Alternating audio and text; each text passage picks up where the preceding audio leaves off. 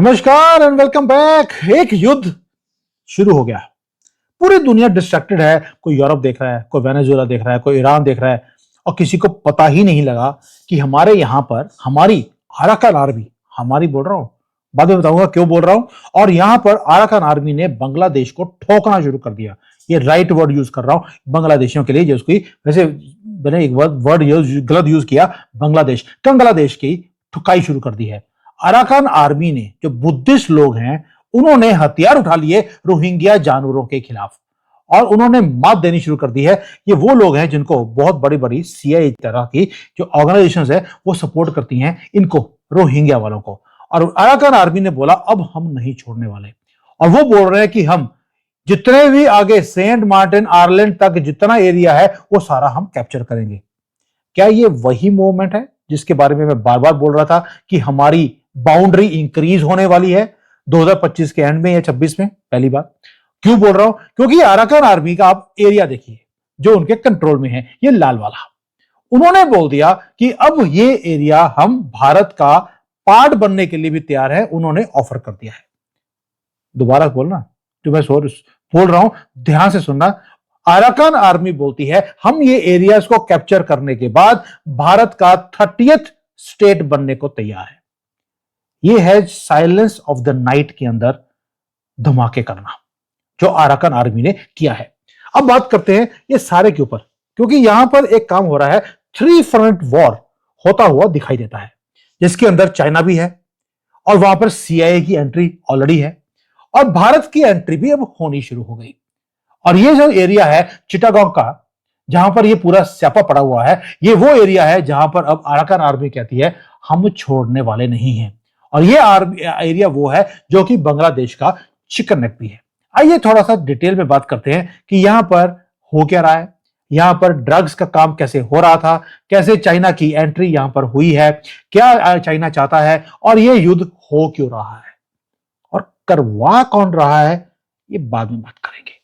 अब आते हैं कि एक्सप्लोजन्स इस एरिया में पूरे बॉर्डर के ऊपर आपको दिखाई देनी शुरू हो गई हैं। बॉडीज, ये जो लुल्ला को फॉलो करने वाले बांग्लादेशी हैं, उनकी बस ऐसे जैसे कॉकरोच मर रहे होते हैं वैसे वो मरे हुए हैं। पैनिक पूरा स्प्रेड कर गया है वायरस की तरह। जहां पर देखेंगे आपको लगेगा कि 2 कंट्रीज युद्ध कर रही हैं, लेकिन ये 2 कंट्रीज युद्ध कर ही नहीं रही। ना बांग्लादेश म्यांमार के साथ लड़ रहा है, not at all, you are 100% wrong. यहां पर 2 सीक्रेट वॉर है जो 2 ऑर्गेनाइजेशंस एक दूसरे से लड़ रही हैं। They are all, both of them are hidden in the shadows. ये वॉर है जो इस एरिया के मैप को अब चेंज करने वाला है। प्लेयर कौन है? दोनों तरफ से बोला जा रहा है कि इनके जो जासूस होते हैं वो आपस में लड़ रहे हैं।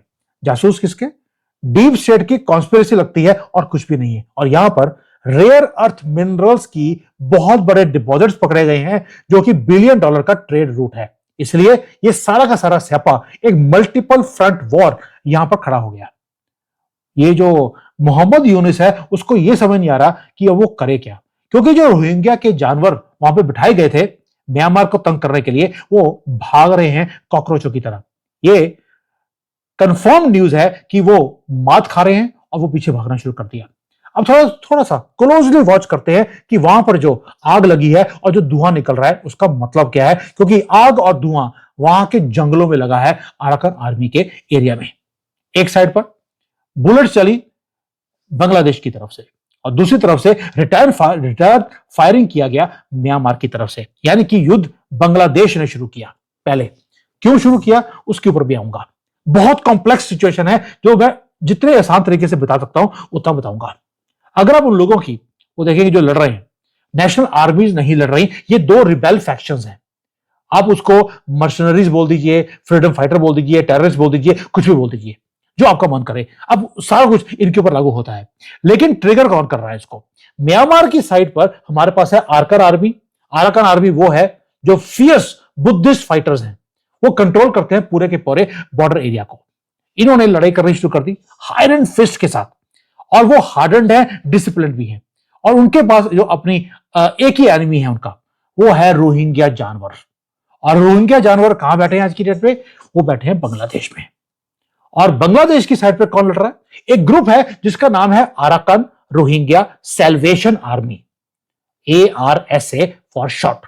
ये वो मिलिटेंट ग्रुप या टेररिस्ट ग्रुप है, क्योंकि उसके अंदर जैसे ही अब कहते हैं कि रोहिंग्या, तो टेररिस्ट ही होंगे। ये रोहिंग्या रेफ्यूजीज है।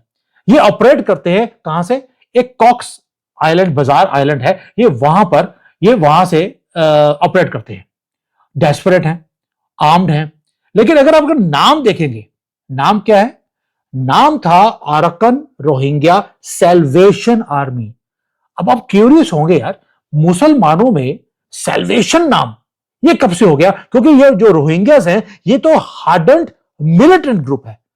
उन्होंने कब से क्रिश्चियन कॉन्सेप्ट, तो सैल्वेशन तो क्रिश्चियन कॉन्सेप्ट था। उन्होंने चर्चेस में के अंदर आप सैल्वेशन का वर्ड सुनते हैं, मस्जिद में सैल्वेशन वर्ड यूज नहीं होता। यानी कि ये एक hard line Islamist group salvation word use कर रहा है। यानी कि आंसर कुछ और है। पपेट मास्टर इनके पीछे कोई और है, जो इनको युद्ध करने के लिए म्यांमार में उकसा रहा है। इंटेलिजेंस की रिपोर्ट्स सजेस्ट करती हैं एक डार्क अलायंस, वो है CIA का। जो अमेरिका का डीप स्टेट है, वो इस एरिया को डिस्टेबलाइज करना चाहता है और वेस्ट इंटरफेयर कर रहा है, क्योंकि उनका इंटरेस्ट इस एरिया में बनता जा रहा है। अब आप बोलेंगे यार एक स्यापे वाला आइलैंड है, वहां पर वो क्यों आना चाहते हैं? उसका रीजन है, 2-3 रीजन। एक, वहां पर ड्रग्स पाए गए हैं। दूसरा, वहां पे जो सबसे बड़ा चीज है वो है कि ये एरिया रेयर अर्थ एलिमेंट्स यहां पे भरमार है, और ये जो रोहिंग्या वाले हैं वो उस एरिया को अपने कब्जे में करना चाहते हैं और बेचना चाहते हैं अमेरिका को। अमेरिका चाहता है कि इस एरिया को पूरा अपने कंट्रोल में किया जाए। यानी कि CIA वहां पर ना तो ह्यूमन राइट्स के लिए आया है, ना किसी रिलीजन के लिए आया है, कुछ नहीं। उसको सिर्फ वहां के मिनरल्स चाहिए, और इसलिए वो चाहते हैं कि ये सारा एरिया हमारे कंट्रोल में रहे। ये एक ग्रेट गेम है जो CIA ने शुरू कर दी, और वो चाहते हैं कि उसका फुटहोल्ड म्यांमार के अंदर होना शुरू हो जाए, ताकि चाइना को वो बाहर निकाल दें और ये सारे रेयर अर्थ को अपने कब्जे में कर लें। वेनेजुएला का तेल अपने कब्जे में कर लिया, अब ये म्यांमार की बारी है।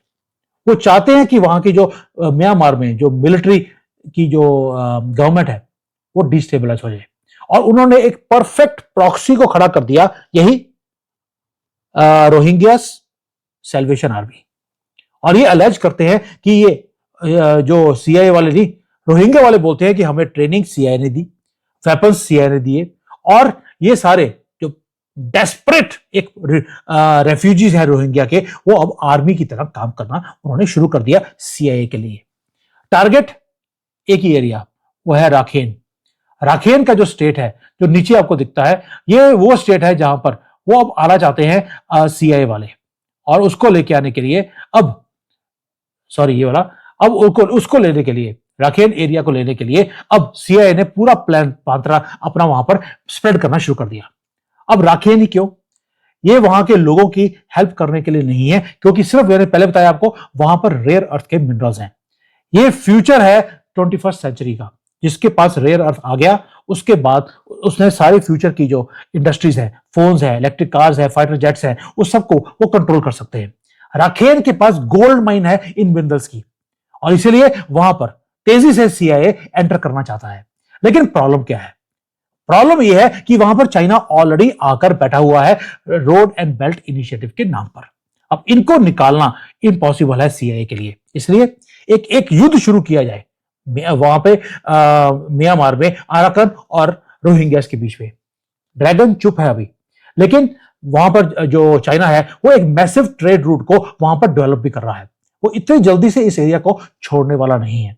उन्होंने एक सितवा पोर्ट है जो उन्होंने बनाया चाइना ने, वो इस सितवा पोर्ट को वो लूज नहीं करना चाहेंगे। इसलिए बोल रहा हूं बार बार, ये एक ऐसा वॉर शुरू हो गया जिसको CIA ने शुरू करवाया, और ये डिस्टेबलाइज कर रहा है हमारे बैकयार्ड को नहीं, वैसे बांग्लादेश को।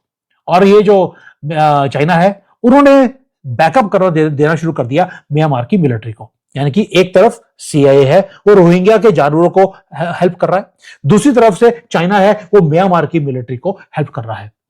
अब दो फैक्शन हो गए। यहां पर एक थर्ड प्लेयर भी बीच में एंटर कर गया, जो कि वाइल्ड कार्ड एंट्री है, वो है भारत की। अराकन आर्मी वो भारत को सपोर्ट करती है।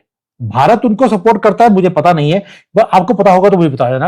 ये बुद्धिस्ट रिबेल्स है। अराकन आर्मी फाइट कर रही है म्यांमार की गवर्नमेंट के साथ और रोहिंग्या के जानवरों के साथ। लेकिन ये फ्रेंडली हैं भारत के साथ। अब रिपोर्ट्स ये आ रही हैं, जो मैंने शुरू में बताया था आपको, कि वो चाहते हैं कि अगर उनको अपना वजूद बचाना है तो वो चाहते हैं कि मोदी जी इस टेरिटरी को अपने अपने भारत के साथ वो मिला लें और भारत का वो स्टेट बन जाए। सोच के देखिए, नया state who wants to join with India. हमारे वहां के जो गवर्नर हैं वो ऑलरेडी अराकन आर्मी के साथ मिलकर आए हैं। हो सकता है कि बिना युद्ध किए ये एरिया, ये पूरा जो येलो में दिखता है आपको, ये भारत का पार्ट बन जाए। अब ये थ्री फ्रंट स्टैंड ऑफ हो गया, तीन सुपर पावर्स, तीन एजेंडा डिफरेंट है तीनों के। एक और सारे के सारे एक छोटी सी स्ट्रिप जो लैंड है उसके ऊपर पहुंच रही है। स्पार्क यहां पर एक छोटी सी भी अगर चिंगारी लगी, ये इतना बड़ा युद्ध शुरू हो सकता है जिसका किसी को अंदाजा नहीं है। China, CIA, Bharat, Arakan army, Rohingyas और म्यांमार की जो आर्मी है, जनता आर्मी, ये सारे मिलकर एक छोटे एरिया के ऊपर कब्जे की बात कर रहे हैं because of all this rare earth elements. अब अराकन आर्मी बोलती क्या है वो बड़ा इंपॉर्टेंट है। अराकन आर्मी ने बोला कि यहां पर बहुत ज्यादा चूहों की जैसे, कॉकरोचों की तरह इन्होंने नीचे टनल्स बनाई हुई हैं। वो टनल्स के थ्रू रोहिंग्या वाले करते क्या है, वो स्मगलिंग का काम करते हैं। ये जो नैफ रिवर है वो हाईवे बन गई है ड्रग्स के लिए, वेपन्स के लिए और ह्यूमन ट्रैफिकिंग के लिए। ये वहां से जाकर पूरे एरिया को वो तंग करते हैं। और जो अराकन आर्मी है वो सेंट मार्टिन आइलैंड तक वो कहते हैं कि हम इस एरिया को कैप्चर करेंगे बिकॉज इनफ इज इनफ। उन्होंने सारे के सारे ट्रेड रूट्स को यहां पर ब्लॉक करना शुरू कर दिया है, ताकि मनी का सप्लाई जैसे ही रोहिंग्यास के पास बंद होगा, ये कॉकरोचों की तरह वहां से भागना शुरू करेंगे। इसीलिए शूटिंग शुरू करेगी। क्यों? क्योंकि अराकन आर्मी ने ये सारे ट्रेड रूट्स को, जहां पर ये अपना ड्रग्स को और ह्यूमन ट्रैफिकिंग का काम करते थे रोहिंग्या वाले, उसको जैसे ही अराकन आर्मी ने ब्लॉक किया, म्यांमार साइड पे गोलीबारी शुरू हो गई। जो ड्रग लॉर्ड्स हैं दे वर वेरी एंग्री, मिलिटेंट्स हैं वो डेस्परेट हैं, उन्होंने अटैक करना शुरू किया और अराकन आर्मी ने उससे ज्यादा दुगनी फोर्स से वापस जवाब दिया उनको। अराकन आर्मी भूलना मत, ये बुद्धिस्ट लोग हैं, ये बुद्धिस्ट मॉन्क्स हैं जिन्होंने ये सारे जवाब देने शुरू किए हैं। और आज अराकन आर्मी एडवांस कर रही है, they are pushing forward and they are winning. Rohingya के जो जानवर हैं वो पीछे हट रहे हैं, they are falling back and they are going deeper into Bangladesh. उन्होंने बॉर्डर को क्रॉस कर लिया, ऑलरेडी बॉर्डर के अंदर थे और वो डीप अंदर रेफ्यूजी कैंप्स के अंदर जाना शुरू कर दिया। यानी कि जो रोहिंग्या वाले हैं वो वॉर को बांग्लादेश के अंदर लेके जा रहे हैं और ये नाइटमेयर है मोहम्मद यूनिस के लिए। उनको लगा था पहले कि यार रोहिंग्या वाले हैं, इनको मैं पहले अब यहां पर रेफ्यूजीज बना के ले आऊंगा और आहिस्ता आहिस्ता इन जानवरों को हम भारत में एंटर करवा देंगे। आज वो बांग्लादेश के लिए लाइबिलिटी बन चुके हैं और ये एक प्रॉक्सी वॉर है जो बांग्लादेश के अंदर अब आनी शुरू होगी। क्यों बोल रहा हूं? क्योंकि जो ये चिटागोंग का एरिया है ये बहुत बड़ा एक लाइफलाइन है बांग्लादेश के लिए, और ये चिटागोंग तक ये कांटे की बात कर रहे हैं और ये चिकन नेक है बांग्लादेश का। और बांग्लादेशी विलेजेस के लोग वहां पर स्केर्ड हैं, they are running away. Smugglers जो हैं वो पैनिक कर रहे हैं, पूरा का पूरा रीजन ये डिस्टेबलाइज हो चुका है। दोस्तों ये सेंसेशन नहीं, ये एक्चुअल में काम हो रहा है। और अराकन आर्मी वो कहती है हम रुकने वाले हैं नहीं। जो टेक्नफ जो पेनिसुला है वो सेंट मार्टिन आइलैंड तक they want to capture each and everything.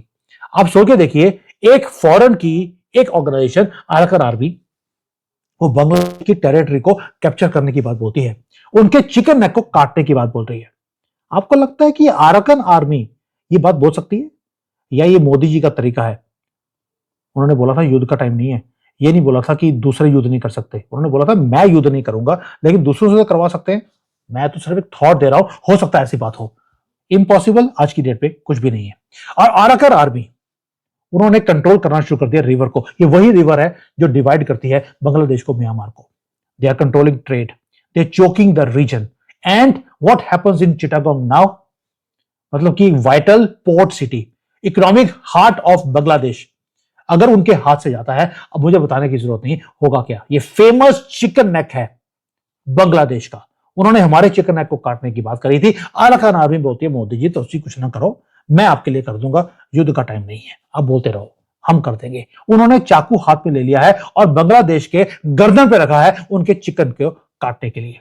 क्यों? क्योंकि मैं पहले बोला आपको, वर्ल्ड डिस्ट्रैक्टेड है, वो कभी यूरोप देखते हैं, कभी मिडिल ईस्ट देखते हैं, कभी रशिया देखते हैं, कभी यूक्रेन देखते हैं।